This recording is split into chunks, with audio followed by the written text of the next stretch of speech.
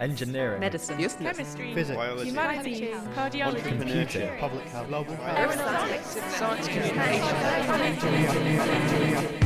Hello everyone, I'm Gareth Mitchell. Today, a festival flavour as we drop in on the most recent Imperial Fringe event and preview this year's Imperial Festival, including drumming, science and performance. We came up with the idea of having drummers play along to an actual piece of music, and then you take that music away but ask the drummers to keep going. And the question is how able are they to keep the beat?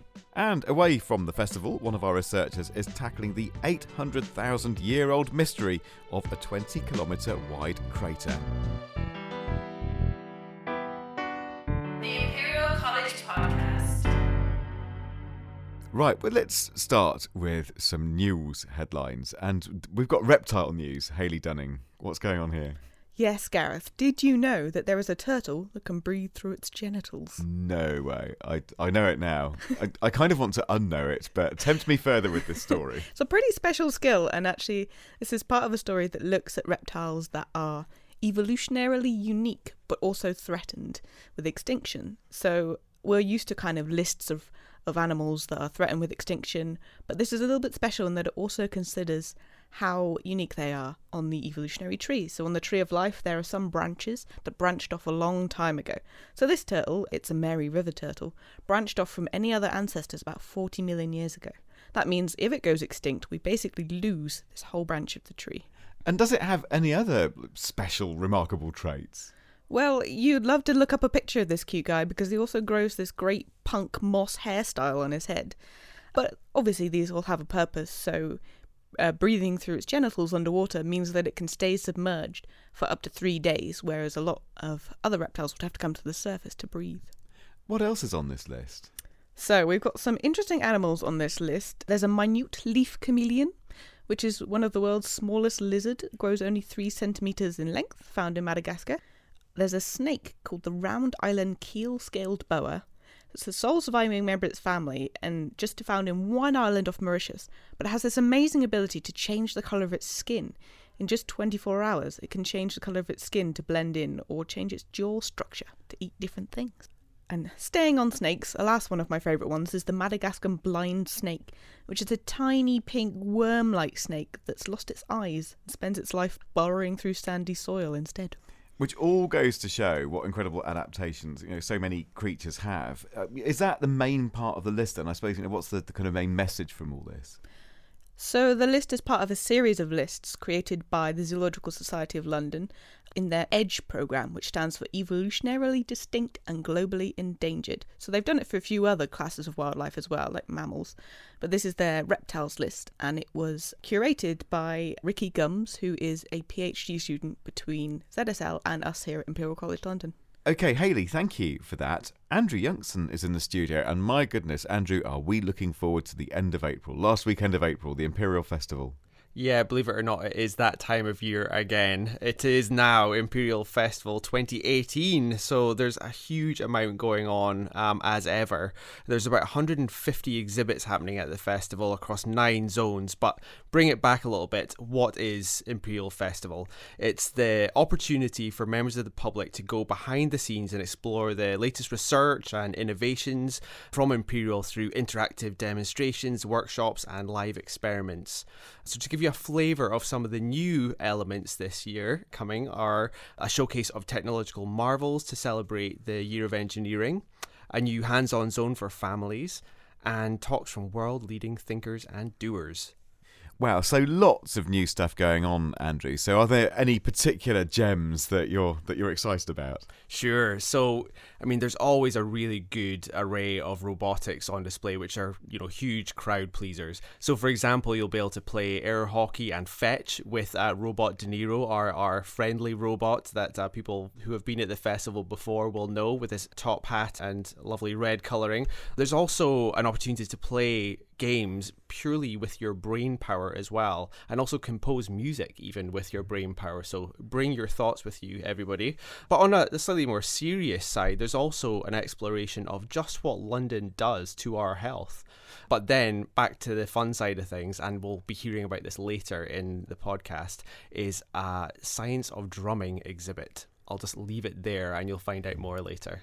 But it's not just science, is it? No, not at all. I mean, creativity and culture are also going to be really at the forefront of the festival with, live musical and dance and theatrical performances and an exhibition exploring the boundaries between medicine and the arts. And besides that, there's also a whole load of delicious food from some of the city's best street food vendors. So something for everyone. And the main thing is, it is free to get into. Who doesn't love a free event? So how can people find out more? Sure, so it is best to go onto our website. So that is www.imperial.ac.uk/festival. And keep the dates in mind. It is Saturday the 28th and Sunday the 29th of April. See you there. So save the date, won't you, everybody? That's the last weekend of April. You have to be there. It's the Imperial Festival. Andrew Youngson, thanks very much. Okay, now, one evening, 150 years of invention. The Imperial Fringe is always inventive, but the most recent one was all about invention. It was an opportunity to power through a century and a half of innovation here, from life-saving ideas to the latest in startups. To explore the past, present and future of innovation and discovery at Imperial, we sent our two intrepid reporters to the Fringe. Hi, I'm Bridie and I'm here with Rachel at the Imperial College Fringe event. The theme of this month's Fringe event is Invention Dimension, and we're going to go and speak to some of the researchers involved. I'm Kevin Brown, Trust Archivist at Imperial College Healthcare and curator of the Fleming Museum. And what's your display tonight? We've got a selection of items dealing with the beginning of the antibiotic age in medicine. So we've got Fleming's microscope, we've got a penicillin plate, some early penicillin, a lifesaver. We'd like people to come and see the museum where it all started. And where is that museum? St Mary's Hospital, Paddington.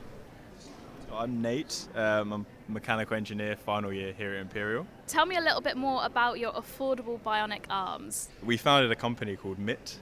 You can find us on www.wearmit.com. But the basic premise is prosthetic limbs at the moment are really bad. They're really uncomfortable. They're bafflingly expensive, as in tens of thousands of pounds. And they're not even functional in everyday use. So what we're doing is simple. We're just kind of obsessed with the idea of talking to actual people with limb loss and saying, hey, what do you want? And building products that they actually like. So we've got a bunch of prosthetic arms that are super comfortable, focused on doing specific tasks really, really well, really functionally, and aren't a ridiculous price. They're actually affordable for regular people. Have you developed all these arms yourself? I have, yes. Very Tony Stark of me. We have to, by necessity, focus on simplicity, which is good because that keeps the cost low, and it just makes better, more elegant products that are less likely to break and that people enjoy. Hi, my name's Bushra Burge, and I have my own studio experimenting and doing multisensory stories. And tell me a little bit more about the Great Wave and what you're doing tonight. Okay, the Great Wave is a multisensory story with garments you wear while you watch a VR story about the sea and actually plastic in the sea. And we recently got an EU grant to move it forward as well, which is great. Great, thank you so much. My name is Saif Osmani and I'm a visual artist and spatial designer. Tonight we're doing a workshop here called Moving, the Science Behind the Colour, and it's all based around the colour mauve. Mauve was the first synthetic colour discovered by William Perkins in 1856, and it was all by accident. He was clearing out a beaker and he just saw a very bright purple at the bottom of it, and that was a sign and the beginning of the synthetic colour movement. And this year is 180th year since his birth. So a lot of people here are expected to interpret a lot of the iconography and imagery coming out from William Perkins' archive, and there's essentially a celebration of Moby. Okay, if you could just introduce yourself for me. My name is Mohit Devgan and I'm a co-founder of Quick Count. I'm currently a PhD student at Imperial College London. And tell me a little bit about your project and what you're trying to do. So we're trying to create a quick, easy, portable test that costs £1, can do the test under 1 minute to diagnose if a patient needs antibiotics or not. How does this differ to current kind of methods that are on the market? So currently the quickest test that can be done is 12 minutes and the cheapest test is £15. This is not readily available in GP offices at the moment. So why is antibiotic resistance so important to explore? Because currently antibiotic resistance is causing up to 25,000 deaths a year in Europe alone. And by 2050, the World Health Organization has predicted 50 million deaths a year and a £66 trillion cost every year if we don't do anything about this at the moment. I'm Matt Wells, and I'm a third-year PhD student here. Tell me a little bit more about Click. Well, we've noticed, as I'm sure your listeners have, that there are quite significant queues at all of the food outlets on campus around lunchtimes. And we thought we can actually address this quite simply. If instead of having to go to the stores to actually buy your food in person, if you could order online beforehand through an app, and then just go, scan your QR code, and collect your food in an instant. So what are your aims of this project? Well, firstly, we're hoping we can actually relieve some of the workload on the staff at the food vendors. So rather than having to prepare thousands of meals bang on lunchtime, they can actually spread their workload through the morning. And as well, we're hoping to be able to offer people a greater variety of food, help them explore things they maybe haven't tried before, and of course, skip the queue. That's great, thank you so much. That report from Bridie Kennelly and Rachel Kahn at the most recent Invention Dimension Imperial Fringe. And in order for there to be a fringe, there needs to be a main festival for the fringe to be on the fringes of. So roll on the last weekend of April and, of course, the Imperial Festival, as we've been hearing. On show, science, engineering, business and health, alongside all that food, performance, demonstrations and family fun. There's even going to be a chance this year to try out your drumming skills as part of a live experiment to analyse performance. This is the exhibit by the Centre for Performance Science. Caroline Brogan has been treated to a very rhythmical sneak preview. Hi, can you tell me your name and what you do? I'm George Waddell. I'm a research associate in the Centre for Performance Science.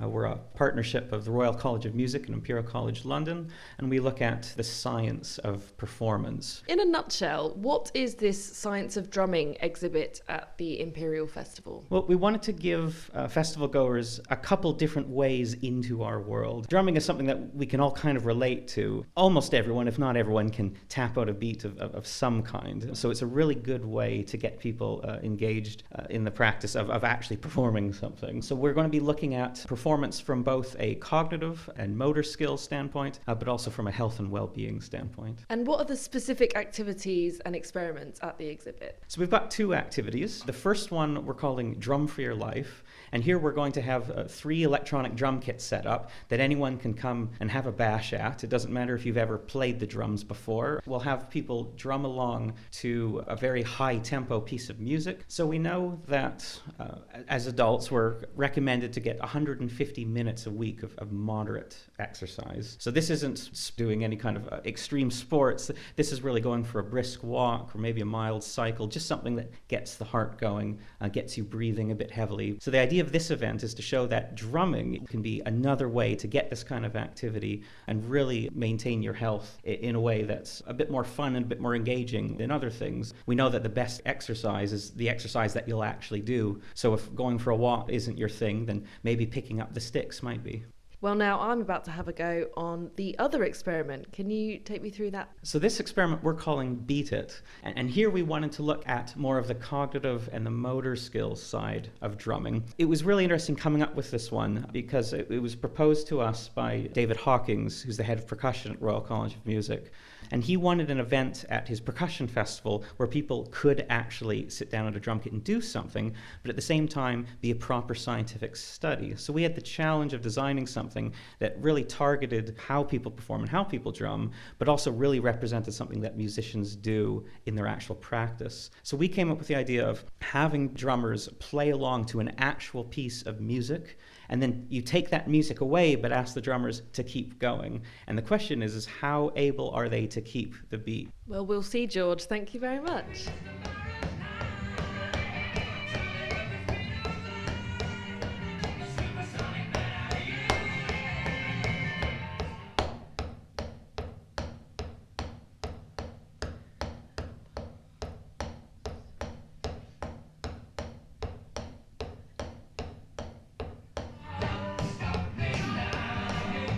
Pretty close.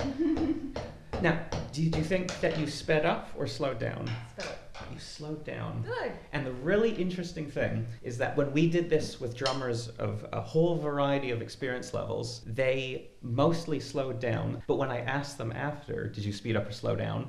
Most of them couldn't tell me, or very confidently told me the wrong answer. So it's not just that these very experienced drummers often weren't able to keep the beat. They were slowing, which contradicts a lot of the literature when you look at these kind of tests where people tend to speed up if you're just getting them to tap maybe one finger to a metronome. For some reason, in this situation, people tend to slow down. A drummer with 22 years of experience will also slow down, will also struggle to hold that beat. So we're not implying that these drummers are bad drummers. We're trying to highlight this and develop tools that will let musicians really refine this very particular skill, because we found that there was actually no relationship between how much experience people had and how good they were at this particular task. Yes, finding out all about drumming. That is Caroline Brogan reporting. Right now then, Hayley Dunning is back in the studio, and Hayley, we're going to have a go at solving an 800,000-year-old mystery. Or maybe we're not personally going to solve that mystery, but we're going to find out about it, aren't we? What's this? Yeah, so what do you do if you've lost a meteorite crater? Where do you look? Surprisingly, the answer might be Antarctica. I spoke to Dr. Matt Genge, who's a senior lecturer for Earth and Planetary Sciences, who told me why. Well, actually, this is all rather embarrassing because science has lost rather a large impact crater. We know it should be there because covering Australia are these tiny little glass beads about marble size called tektites. And we can date them. We know they're 800,000 years old, and we know they come from the impact of an asteroid or comet with the Earth. But the crater, which should be around 20 kilometres in size, is nowhere to be found. So how can you lose a crater? Well, the Earth is a very active place. The Earth's surface changes by metres in a very short period of time. So over 800,000 years, you could cover up a crater, for example, in a delta. So now you've got some new evidence that might point you towards where the crater is. What have you found? We were looking in Antarctica for meteorites, and this is actually a part of an expedition that goes every year, run by the US Antarctic program. That year we came back with 800 meteorites. I was also looking for cosmic dust there, because it's very clean in Antarctica. It's very easy to find the dust. And we found these tiny little, and by tiny I mean about the width of a human hair, tiny little glass spherules, yellow beads. And they have a very similar composition to these larger glass marbles that you find in Australia, which tells us they come from the same impact. And their composition is slightly different. So they appear to be heated to higher temperature, and they contain much fewer gas bubbles. And this suggests that they started off much closer to the point of impact, and they were ejected faster. So these are the most distant debris from the impact. Now what's really cool is because they've been heated more, it means that you can find the crater in kind of a hot or colder game. And we've all played this when we were kids, am I closer to it? Am I hotter or colder? But in this case, the hotter you are, the further you are from the crater. So if we can find these beads in lots of different places, the colder those beads get, the closer we become to the crater. Now you have a direction to look in. Do you know where the crater might be? A lot of people think, and data is certainly consistent with this, and our data is too, that it's somewhere in Southeast Asia, quite possibly in Vietnam under the Mekong Delta, which is a really thick pile of mud and sand. So finding that crater really involves looking underground, using seismic waves in a very similar way that we look for oil and gas. Why is it important to find craters? Why is it something we want to find? There's lots of reasons to be interested in impact cratering. Most of the processes that occur on the Earth, things that control where the land surface is, how life evolves, are related to our planet, how our planet works. Impacts are an exterior control, so impacts can produce mass extinctions. They can result in 50% of life on Earth just suddenly disappearing, which probably actually accelerates evolution. Now, of course, on our planet, well, that's already happened. But what we're kind of interested in is if we see a planet in a planetary system that has lots of asteroids, does that mean that life has evolved quicker on those planets, if there is life there? Or are there so many asteroids that life is stopped in its tracks and never evolves to become significantly complex?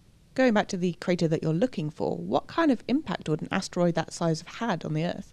that kind of size, so 20 kilometres across, size of the asteroid's probably going to be around about a kilometre or so.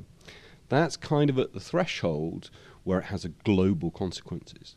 So if something like that happened today, it would have a really significant effect on our species. It's not big enough to cause a huge mass extinction. So if we go back to the KT impact where the dinosaurs died out, there are a whole load of species who died out. So it's around 45% of species. So a 1 kilometre size asteroid is certainly enough to give the human race big problems, but not the planet. Take us back 800,000 years to Vietnam. What would we see if we were standing there when this asteroid was coming towards us?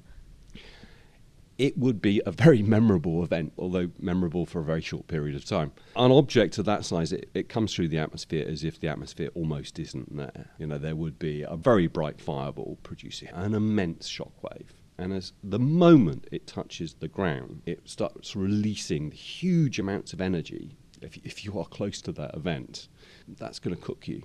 The shockwave from the event would expand outwards, losing energy as it goes, but could probably knock over a brick wall at 100 kilometres. The debris that you would see flying up into the air, and it would arc up in a great curtain that slowly falls back down to Earth. Just imagine the land suddenly expanding upwards into the sky as high as you can see, and then falling back down towards you. That would probably extend out to around 200 kilometres from the crater. That's an unimaginable destructive event that dwarfs even the largest volcanic eruptions.